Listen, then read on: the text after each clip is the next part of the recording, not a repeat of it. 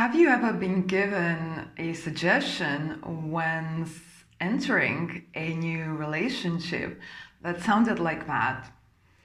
Just go with the flow. Expectations lead to disappointment, and so on.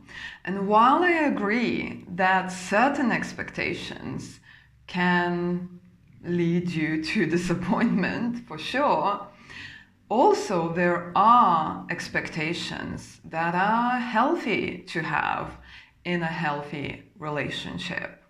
So in this video, I'm going to share 8 healthy expectations that will help you to build stronger connection and healthier relationship. And these healthy expectations go both ways.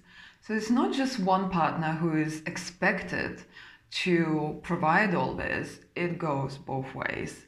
So if I'm expecting something from my partner, I need to also be in a place where I can offer the same to my partner. So number 1 healthy expectation is to give and receive affection. Here's the point. How I want to receive affection might be different from what my partner prefers. So finding out what is your so-called love language and what is your partner's love language is important if you want to share and receive affection in the best way possible that works for both of you. So that includes words, that includes actions, overall behavior. Also, keep in mind that these preferences might change in a course of relationship. And something that was important in the beginning in terms of giving and receiving affection can change after, a couple of years of being together. So always just check in with each other. See whether you are still meeting each other's needs. The second healthy expectation in relationships is to be considered. So again, both you and your partner have a need to be considered whenever big decisions are being made, whenever healthy boundaries are being placed. And in general, how our individual actions are affecting one another and the way we are relating. The third healthy expectation is to show genuine interest in one another. So I expect, for example, my partner to be curious about my opinions and my values and my passions and things that are important to me, because this is something that I provide for my partner too. Now, it doesn't mean that your partner needs to take some sort of special interest in your passions just to have that connection, because it's possible to have these passions separately, let's say. So I'll give you an example. My partner is a runner and he runs in the mountains and he runs marathons and all that. And I'm not. That doesn't mean that I'm not showing interest, genuine interest in this activity that is important to him. That doesn't mean that I need to be a runner also in order to, be interested in this thing that is important to him. But it means that I will be there to support him during all these important events, for example, a marathon or some other event that is important to him. I will be there to support him. And the same way with my passions, let's say. So if I'm giving a talk or I'm running a workshop, my partner is not necessarily going to be there in order to participate, but he is going to be there in order to support me. And that leads me to number 4, healthy expectation. And this one is about spending quality time together, but also have a quality time apart from each other. All of us have these moments where we want to be deeply connected with our partner while spending time together, while doing some activities that we both really like.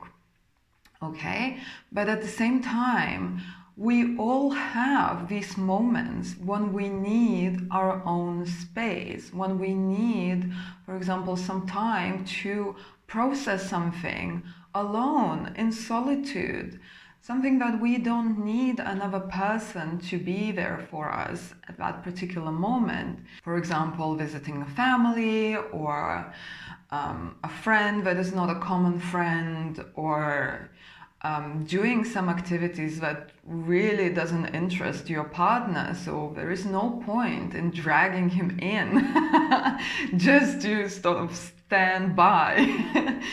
So all these things in a relationship, I believe, are healthy expectations to have time together and to be able to have time apart.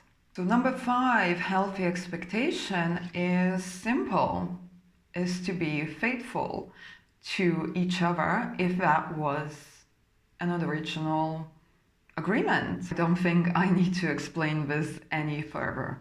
And number 6, healthy expectation is to communicate like healthy adults.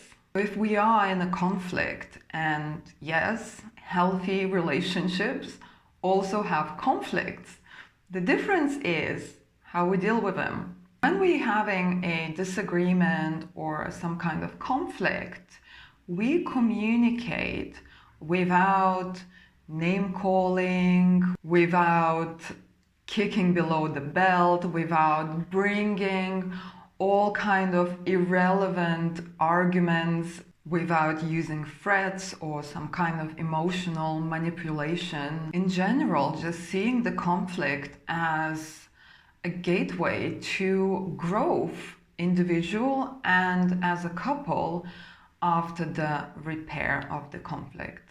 So number 7, healthy expectation in relationships is to give and receive compassion. So that means creating a safe space for each other. So when one of us is going through a rough time, going through hurt or grief, etc., we are able to offer each other compassion, comfort, and containment. And the last one, probably one of the most important healthy expectations in relationships, is to be free in a commitment. As partners, we are both free individuals in a committed relationship. So that means we don't control. We support each other's personal growth, and we keep personal accountability in check.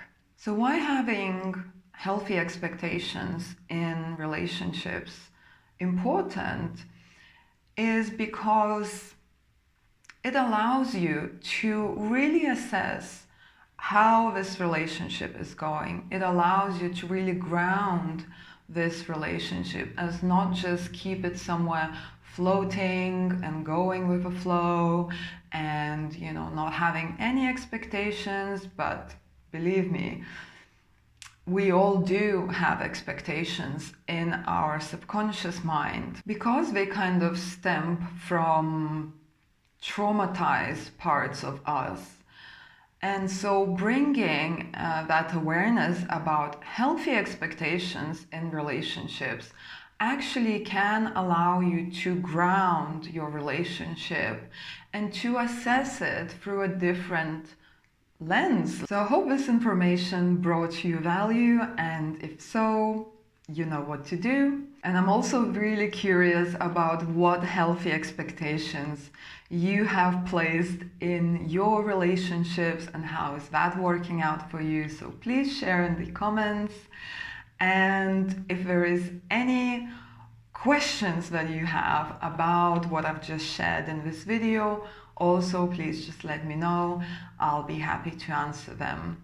Until next time, bye for now.